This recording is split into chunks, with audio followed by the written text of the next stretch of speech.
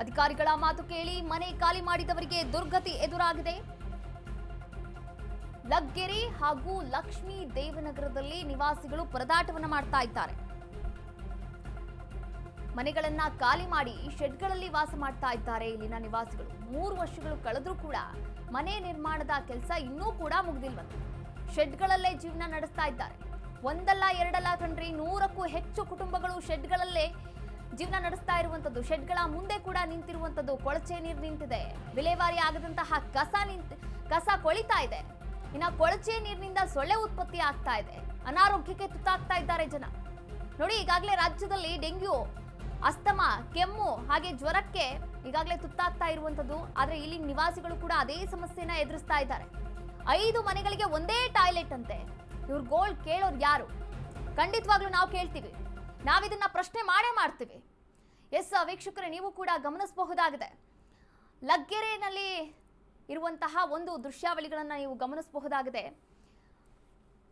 ಮನೆಯಿಂದ ಯಾವುದೋ ಒಂದು ಶೆಡ್ಗೆ ಕಳಿಸ್ಬಿಟ್ರು ಅಲ್ಲಿನ ನಿವಾಸಿಗಳನ್ನ. 3 ವರ್ಷದಿಂದ ಇದೇ ಶೆಡ್ನಲ್ಲಿದ್ದಾರೆ. ನೋಡಿ, ಓಡಾಡಕ್ ಜಾಗ ಇಲ್ಲ. ಬರೀ ಅದು ಏನು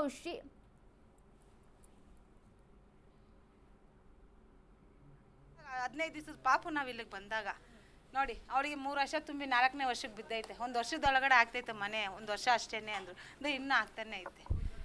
ಏನು ಮಾಡೋದು? ಮಳೆ ಗಾಳಿ, ನಮ್ಗೆ ನಾವು ಆಸ್ಮಾದವರು, ಆಸ್ಮಾ ಪೇಷಂಟ್ ನಾನು. ಏನು ಹೇಳೋದು? ಎಲ್ಲ ಅವರೇ ತಿಳ್ಕೊಂಡು ಅವ್ರು ಮಾಡಬೇಕು. ನಾವು ಹೇಳಿ ಅವ್ರು ಮಾಡೋದೇನಿಲ್ಲ. ಅವ್ರು ಏನು ಹೇಳಿದ್ರು ಅದನ್ನೇ ಅವ್ರು ಮಾಡಬೇಕಾಗಿತ್ತು. ನಾವು ಹೇಳಿ ಮಾಡೋಂಥದ್ದು ಏನಿದೆ ನೋಡಿ. ಈಗ ಫ್ರೀ ಬಸ್ಸಲ್ಲಿ ಎಲ್ಲೆಲ್ಲಿ ಹೋಗಿದ್ರಿ? ಎಲ್ಲೂ ನಾವು ಹೋಗಲ್ಲ ಮೇಡಮ್. ನಮ್ಗೆ ಮೇಡಮ್ ನಿಮಗೋಸ್ಕರ ಅಂತ ನಮ್ಮಲ್ಲಿ ಇಲ್ಲ. ಇಲ್ಲಿಂದ ಕೆಂಪೇಗೌಡ ಆರ್ಚಿ ಹೋಗ್ತೀನಿ. ಅಲ್ಲಿ ಒಂದು ಆಫೀಸಲ್ಲಿ ವರ್ಕ್ ಮಾಡ್ತೀನಿ, ಹೌಸ್ ಕೀಪಿಂಗ್ ವರ್ಕ್ ಮಾಡ್ತೀನಿ. ಅಲ್ಲಿಂದ ಇಲ್ಲಿಗೆ ಬರ್ತೀನಿ ಅಷ್ಟೇನೆ. ಇಲ್ಲಿಂದ ನಾನು ಎಲ್ಲೂ ಹೋಗೋದಿಲ್ಲ. ನಿಮಗೋಸ್ಕರ ಇರೋದಲ್ಲ, ಸುಧಾಡ್ಕೊಂಡು ಆರಾಮಾಗಿ ಬಸ್ ಮೇಡಮ್. ಅದು ಹತ್ತದ ಬೆಲೆನೇ ಇಲ್ಲ ನಮಗೆ. ಬೆಲೆ ಇಲ್ಲ ನಮಗೆ. ಎಗರ್ಕೋ ನೀನು ಸ್ಟಾಪ್ ಬಂತು ಅಂತ ಹೇಳ್ತಾನೆ ನಾನು. ಏನು ಟಿಕೆಟ್ ಕೊಡೋನು ನೆನ್ನೆನೋ ಬಯಸ್ಕೊಂಬಂದೆ ಅಂತ ಅದನ್ನೇ ಹೇಳಿ ಹೇಳ್ತಾ ಇದ್ದಿದ್ದು ನಮ್ಮ ಮಗಳ ಹತ್ರ. ನಿಮಗೆ ಏನು ಸಮಸ್ಯೆ ನೋಡಿ ಮೇಡಮ್, ನೀವೇ ಸಮಸ್ಯೆ ನೋಡ್ತಾ ಇದ್ದೀರಲ್ಲ. ನಾವು ನೋಡಿ ಏನು ಮಾತಾಡೋಕ್ಕೇನಿಲ್ಲ ಆಯ್ತಾ. ಈ ಪಾಪು ಹುಟ್ಟಿದಾಗ 15 ದಿವಸದ ಪಾಪು ನಾವು ಇಲ್ಲಿಗೆ ಬಂದಾಗ ನೋಡಿ, ಅವಳಿಗೆ 3 ವರ್ಷ ತುಂಬಿ 4ನೇ ವರ್ಷಕ್ಕೆ ಬಿದ್ದೈತೆ. 1 ವರ್ಷದೊಳಗಡೆ ಆಗ್ತೈತೆ ಮನೆ. 1 ವರ್ಷ ಅಷ್ಟೇನೆ ಅಂದರು. ಅದು ಇನ್ನೂ ಆಗ್ತಾನೆ ಐತೆ. ಏನು ಮಾಡೋದು? ಮಳೆ ಎಲ್ಲ ಮಳೆ ಬರ್ತೈತೆ, ಎಲ್ಲ ಸೋರ್ತೈತೆ.